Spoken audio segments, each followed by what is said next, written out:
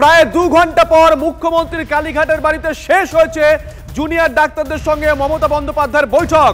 সূত্রের খবর 5 দফা দাবির বিষয়টি উঠেছে। দু তরফেই বেশ কিছু শর্ত দেওয়া হয়েছে এমনটাও বলছে সূত্র। আর এই মুহূর্তে মিনিটস মিলিয়ে দেখার কাজ চলছে বলছে সূত্র।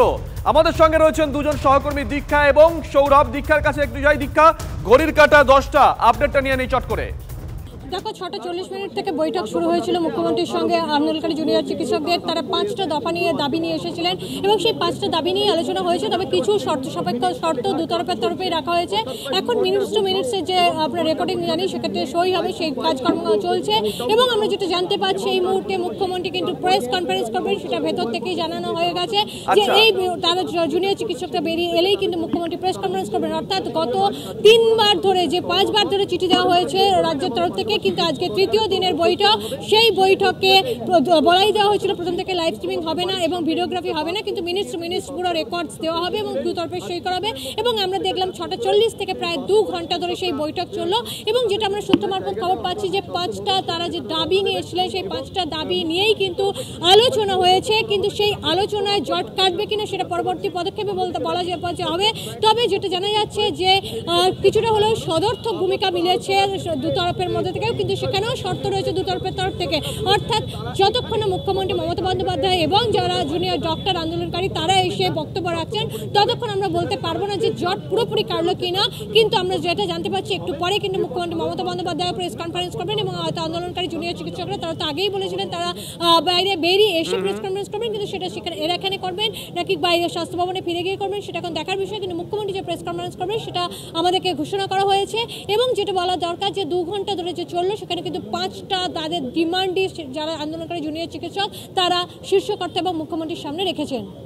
সঙ্গে থাকো দীক্ষা। অর্থাৎ প্রায় 2 ঘন্টা ধরে বৈঠক চলে, বৈঠক শেষ হয়েছে এবং দীক্ষা যে কথা বলছিল আমাদের কাছে খবর এসে পৌঁছেছে সম্ভবত মমতা বন্দ্যোপাধ্যায় রাজ্যের মুখ্যমন্ত্রী তিনি সাংবাদিক বৈঠক করতে পারেন, সেখান থেকে অনেকটা পরিষ্কার হয়ে যাবে জুনিয়র ডাক্তাররা তারা কি করবেন। তারা কি ওইখানে সাংবাদিকদের মুখোমুখি হবেন নাকি ধর্ণা মঞ্চে ফিরে আসবেন, জিবি করার পর বৈঠকে মুখোমুখি হবেন? হিন্ট দিয়ে গেছিলেন তারা। সৌরভ,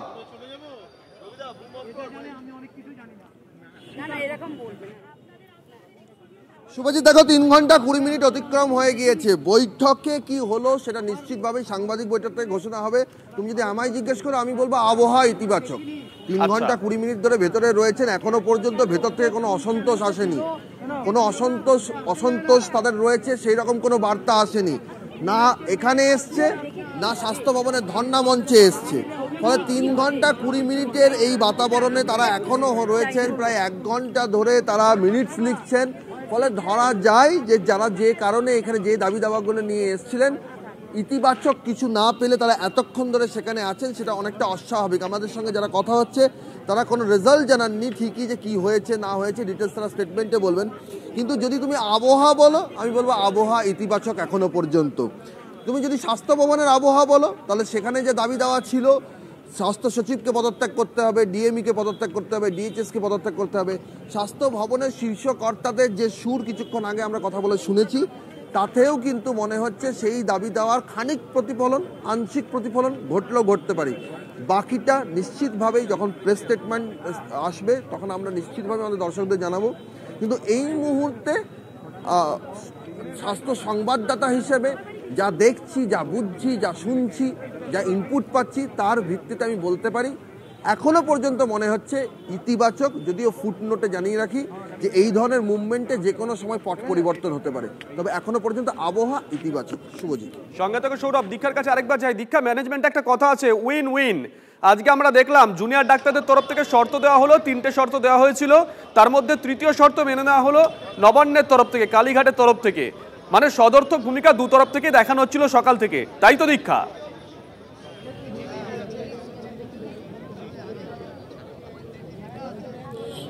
দেখো যেটা হলো যে প্রথমে দেখা গেল যে মুখ্য সচিব যে চিঠি পাঠালেন সেখানে দুটো কথা বলে দিলেন যে লাইভ স্ট্রিমিং এবং ভিডিওগ্রাফি হবে না।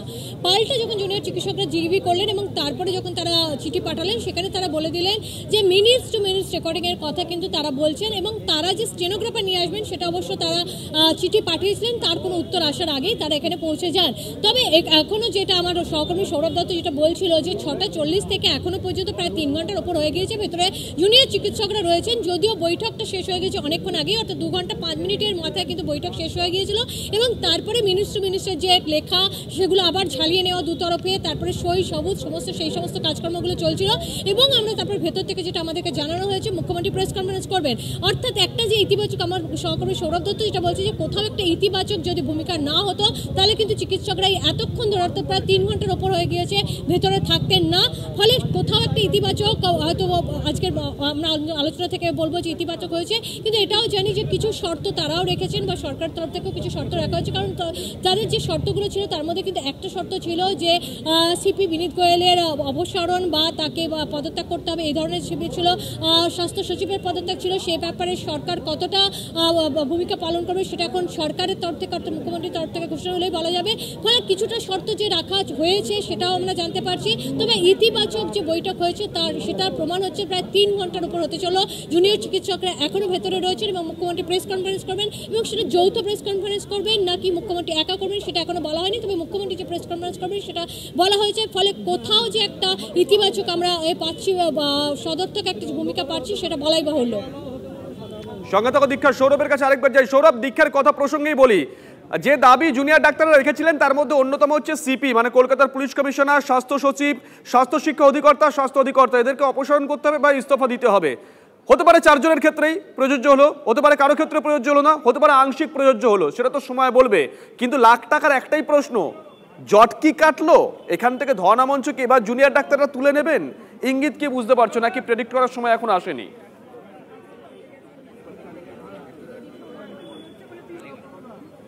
দেখো, গত 1 ঘন্টা ধরে জুনিয়র চিকিৎসকরা ভেতরে যারা রয়েছেন বা যেটুকু আমরা ইনপুট পাচ্ছি তাদের সকলের ফোন নিয়ে নেওয়া হয়েছে, জমা করে নেওয়া হয়েছে। এক্সাক্ট কি আলোচনা হয়েছে সেই তথ্য নেই, তবে তাদের ধর্ণা মঞ্চের যারা প্রতিনিধি রয়েছেন তাদের মধ্যে একটা বিষয় তারা জানিয়েছেন যে মুখ্যমন্ত্রী সাংবাদিক বৈঠকের পাশাপাশি তারাও এখানে একটা স্টেটমেন্ট দেবেন, পূর্ণাঙ্গ যে বিবরণ সেটা তারা ধর্ণা মঞ্চে গিয়ে জানাবেন।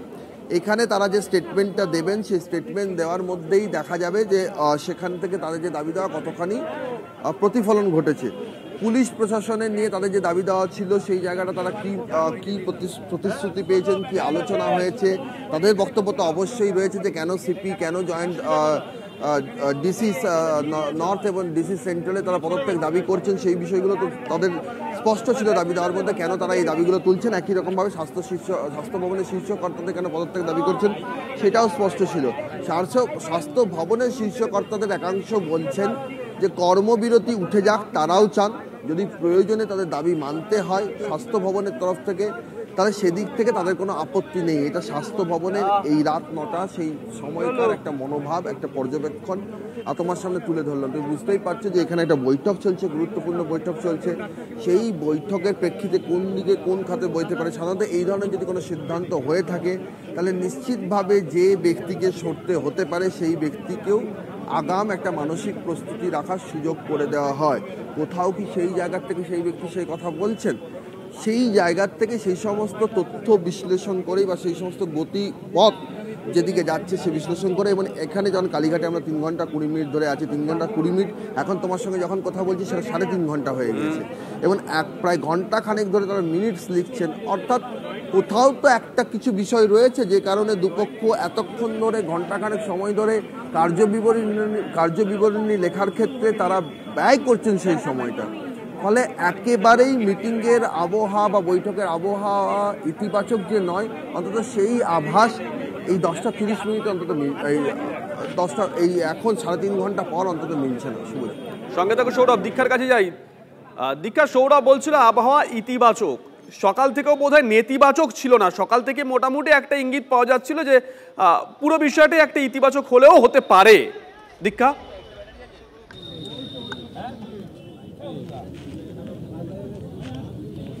একদমই দেখো, তার কারণ হচ্ছে যখনই মুখ্য সচিবের তরফ থেকে চিঠিটা গেল এবং বলা হলো যে কোনো লাইভ স্ট্রিমিং বা ভিডিওগ্রাফি হবে না। আমরা জানি যে গত শনিবারও কিন্তু শেষ মুহূর্তে যখন বলা হয়েছিল যে লাইভ স্ট্রিমিং করা হবে না, ভিডিওগ্রাফি করা হবে না, এবং মিনিস্টারের কথা যখন বলা হয়েছিল শুধুমাত্র মুখ্যমন্ত্রী বাইরে এসে নিজে বলেছিলেন আমরা মিনিট টু মিনিট দিতে রাজি আছি।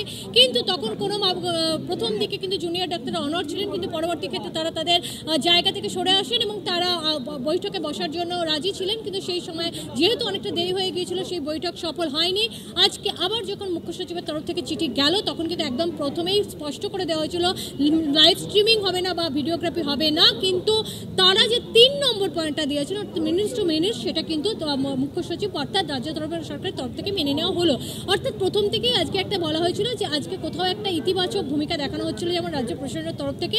তারপরেও দেখা গেল যে জুনিয়র চিকিৎসকরা তারাও বললেন যে তারা তাতে রাজি রয়েছেন, তবে তারা স্টেনোগ্রাফার নিয়ে এসেছিলেন এবং সেই স্টেনোগ্রাফার দুজন যারা প্রফেশনাল স্টেনোগ্রাফার তাদেরকে ঢুকতে দেওয়া হবে কিনা কোথাও একটা অনিশ্চয়তা ছিল। কিন্তু দেখা গেল যে পুরো বাস নিয়ে যখন 35 জন বা যে আন্দোলনকারী জুনিয়র চিকিৎসক ছিলেন তাদের সঙ্গে যে আরও যে দুজন প্রফেশনাল স্টেনোগ্রাফার ছিলেন তারা ঠিক মুখ্যমন্ত্রীর বাড়ির সামনে গিয়েই নামলেন এবং প্রত্যেকেই ভেতরে ঢুকলেন এবং প্রায় 2 ঘন্টা 5 মিনিটের উপর একটা বৈঠক হলো এবং সেখান থেকে একটা ইতিবাচক ভূমিকা পাওয়া যাচ্ছে। যদিও দু তরফের মধ্যে শর্ত কিছু রয়েছে এবং সেই শর্তগুলো কিভাবে রাজ্য সরকার মানে বা জুনিয়র চিকিৎসকরা কি বলেন সেটা এখন যতক্ষণ না আমার সহকর্মী সৌরভ দত্ত বলছেন যতক্ষণ না তাদের মুখ থেকে জানা যাচ্ছে ততক্ষণ পর্যন্ত কিন্তু বলা যাচ্ছে না যে কি হবে। তবে কোথাও একটা সদর্থক যদি না হতো তাহলে এখনো পর্যন্ত জুনিয়র চিকিৎসকরা কিন্তু ভেতরে রয়েছেন, তাদের বাস ঢুকে গিয়েছে, 1 ঘন্টার ওপর হয়ে গেছে মুখ্যমন্ত্রীর বাড়ির সামনে, তাদের আবার বাস মূল রাস্তা থেকে চলে গিয়েছে কিন্তু এখনো তারা সেখানে ওঠেননি, তারা ভেতরেই রয়েছেন। ফলে মুখ্যমন্ত্রী একটা প্রেস কনফারেন্স করবেন বলে ভেতর থেকে আমাদেরকে জানানো হয়েছে।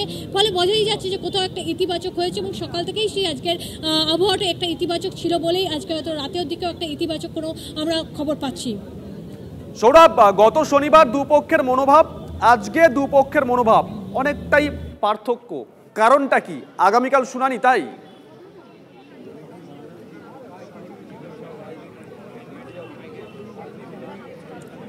দেখো, মঙ্গলবার শুনানি রয়েছে। মঙ্গলবারের শুনানির আগে সুপ্রিম কোর্টের শুনানির আগে জুনিয়র চিকিৎসকদের যিনি আইনজীবী তিনি কিন্তু তাদের পরামর্শ দিয়েছিলেন যে তাদের বৈঠকে যাওয়া প্রয়োজন এবং তাদের বৈঠকের ভেতরে বৈঠক কক্ষে তাদের যাওয়াটা অত্যন্ত জরুরি। আর একেবারেই তাদের যদি কোথাও কোনো অসম্মতি থাকে, কোথাও কোনো যদি অসন্তোষ থাকে তাহলে তারা সেক্ষেত্রে বৈঠক কক্ষ থেকে বেরিয়ে আসতে পারেন, কিন্তু বৈঠকে যাওয়াটা তাদের জরুরি। আমরা দেখলাম যে তারা এখানে যখন এলেন তারা যে ক্লারিফিকেশনটা চেয়ে এসেছিলেন যে স্টেনোগ্রাফার তাদের সঙ্গে, পেশাদার স্টেনোগ্রাফার তাদের সঙ্গে থাকবেন, তাদেরকে ঢুকতে দিতে হবে, তারাও মিনিটস রেকর্ড করবেন। আমরা যখন এখানে দেখলাম যে সেটা নিয়ে কোনো বাকবিতণ্ডাই হয়নি, তারা যখন নিয়ে এসছেন স্টেনোগ্রাফারদেরকে অ্যালাউ করে দেওয়া হয়েছে এবং তাদের যতজন প্রতিনিধি ছিলেন তারা সকলেই গিয়েছেন। ফলে সেই আবহেই কিন্তু বৈঠকটা শুরু হয়েছিল এবং তার শুরুতেই কিন্তু যে মেমোরেন্ডাম বা স্মারকলিপি তাদের তরফে আনা হয়েছিল সেটা তারা দিয়েছেন। তাদের যে 5 দফা দাবি, তাদের কি মনোভাব রয়েছে, কোন যে বিষয়গুলো তারা এখানে বলতে এসছেন এই তিলোত্তমার খুন ও ধর্ষণের ঘটনাকে ঘিরে এবং সর্বোপরি ওভারঅল স্বাস্থ্য পরিষেবা নিয়ে তাদের যে অভিজ্ঞতা রয়েছে বিভিন্ন মেডিকেল কলেজগুলিতে গত 4 বছর ধরে যে স্বাস্থ্য সিন্ডিকেটের কথা তারা বলছেন, যে থ্রেড সিন্ডিকেটের কথা তারা বলছেন, সেই সমস্ত বিষয়গুলো এর মধ্যে কতটা তারা বলতে পেরেছেন, কতটা মুখ্যমন্ত্রী শুনেছেন, কতটা তারা জানাতে পেরেছেন, তার ভিত্তিতে কোনো কমেন্টস সেটা তারা যখন সাংবাদিক বৈঠক করবেন তখনই পরিষ্কার হয়ে যাবে। একটু পরেই মমতা বন্দ্যোপাধ্যায় রাজ্যের মুখ্যমন্ত্রী সাংবাদিক বৈঠক করবেন, জুনিয়র ডাক্তাররা বেরিয়ে এসে কি বলেন সেদিকেও নজর থাকবে।